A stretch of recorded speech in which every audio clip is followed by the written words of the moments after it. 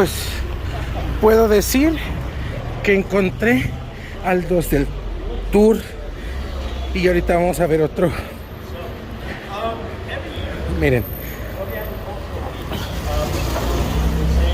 Cultural events that happen throughout that week simultaneously here in the country and in Peru as well.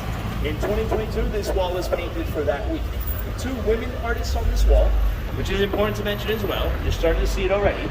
Anytime I say graffiti, people think it's just men, but in Latin America, there's a big presence of women on the street. So you're gonna see that a lot more here in Latin America.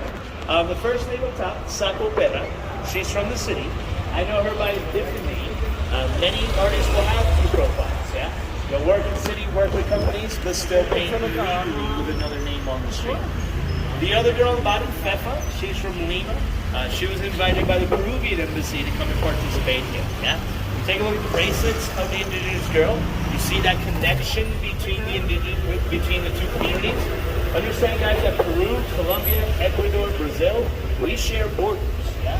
So these have been migration regions for these communities for thousands of years. Unfortunately today, because of the conflict, because of borders, because of politics, it's not as easy for these communities to migrate, and that's why the message on the wall, if you can read what that says, it says nobody is illegal, strength and unity, kind of talking about that current situation with indigenous migration here in the actual country.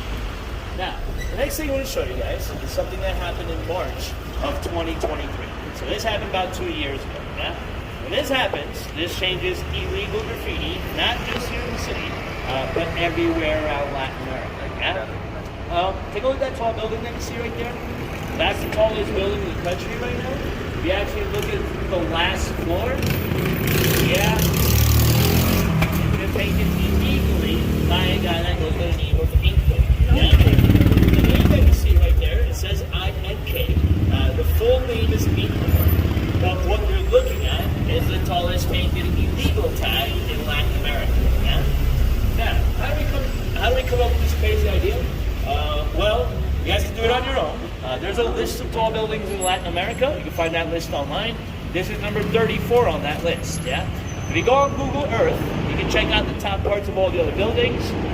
That's what we did. There's hotels, there's restaurants, there's no illegal graffiti on any of those buildings, yeah?